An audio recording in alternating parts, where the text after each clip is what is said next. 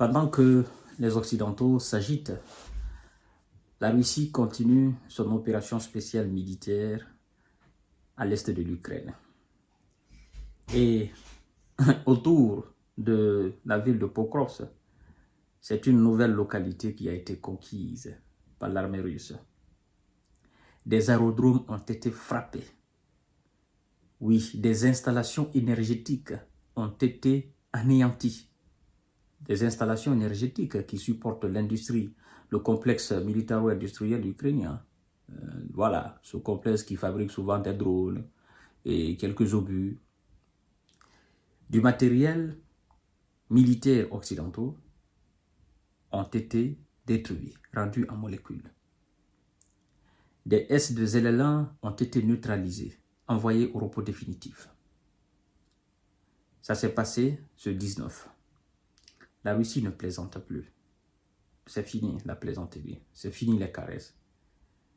Et comme disait le porte-parole de la présidence russe, Dmitri Peskov, il disait que, je cite, « L'opération spéciale militaire va continuer encore quelque temps. » C'est pour dire à M. Donald Trump que ça ne sert à rien de nous parler de paix. Parce qu'on ne fait pas la paix avec quelqu'un qui a eu l'autorisation de nous frapper avec des missiles américains. La situation est très compliquée. Mais laissez-moi vous donner en détail ce qui a été fait. C'est très important.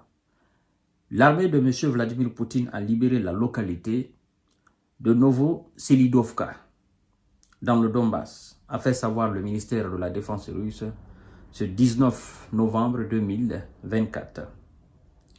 Des frappes ont été menées sur des aérodromes militaires et des installations énergétiques qui soutiennent l'industrie de la défense ukrainienne. Les pertes de M. Zelensky et ses maîtres occidentaux s'élèvent ce 19 novembre 2024 à 1710 S. 1710 S. Les unités du groupement Sud ont amélioré leur position le long de la ligne de front et ont repoussé une attaque. M. Zelensky et ses maîtres ont perdu en char 3 véhicules blindés de transport de troupes M113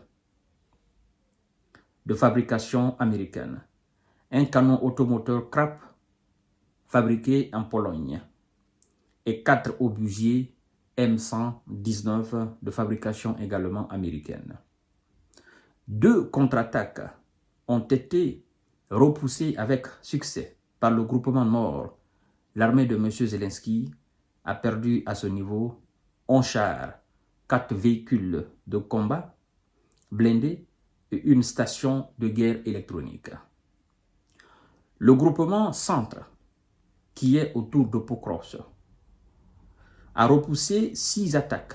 Les forces de M. Zelensky à ce niveau ont perdu 2 véhicules blindés.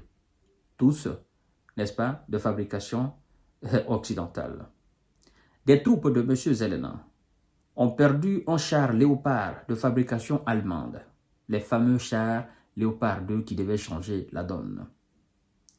Et 2 obusiers M198 de fabrication également américaine dans la zone de responsabilité du groupement S. Le groupement Ouest a amélioré sa situation tactique en repoussant 3 contre-attaques de M. Zelensky. L'ennemi à ce niveau a perdu 4 véhicules, un obusier M101 de fabrication américaine et une station de guerre électronique. Les unités du groupement Dniepr ont détruit une station de guerre électronique et un dépôt de munitions de campagne. La défense aérienne a abattu 5 missiles balistiques et 24 drones ukrainiens. Donc, c'est le bilan des 24 heures, mesdames et messieurs, c'est mesdemoiselles. C'est pour dire Tout ce que vous êtes en train de faire contre le territoire russe au niveau de la frontière, ce sont des tentatives désespérées d'atteindre je ne sais quoi, parce que ce n'est pas des objectifs que vous tentez d'atteindre. Vous n'atteindrez jamais un objectif sur le territoire russe. Ça, il faut que ça soit clair dans la tête de tout le monde. Et vous ne mettrez jamais la pression sur la Russie pour venir autour de la table. Donc, l'opération se passe en Ukraine, à l'est de l'Ukraine. Il ne faut pas que vous perdez ça des yeux. Et c'est là où l'essentiel se passe. Là-bas, comment vous êtes? Vous êtes en position de force ou bien vous êtes en position de faiblesse? Au lieu de tirer des missiles américains sur le territoire russe, pourquoi ne pas les tirer contre les soldats russes sur le territoire ukrainien? Pourtant, il y a un bon nombre de stocks de munitions, de missiles, d'obus, de drones à l'arrière même des militaires russes sur le territoire ukrainien. Pourquoi n'ont-ils pas frappé là-bas? Pourquoi n'ont-ils pas anéanti les stocks de l'armée russe sur le territoire ukrainien? C'est sur le territoire russe qu'ils vont le faire? C'est impossible. La Russie, c'est 17 millions de kilomètres carrés. Le complexe militaro-industriel s'étend sur ces 17 millions de kilomètres carrés. Il y a des usines de conception d'armes, de munitions partout. Il y a même des coins où on fabrique des munitions et des missiles et des armements russes que l'Ukraine ne peut pas atteindre. Même si on venait à lui donner l'autorisation de tirer des missiles qui vont jusqu'à 1000 km. C'est-à-dire dont la portée va jusqu'à 1000 km ou 2000 km. Il y a des usines qui sont hors portée des missiles américains sur le territoire russe. Je ne sais pas si vous comprenez au fait. Donc ça ne servira absolument à rien.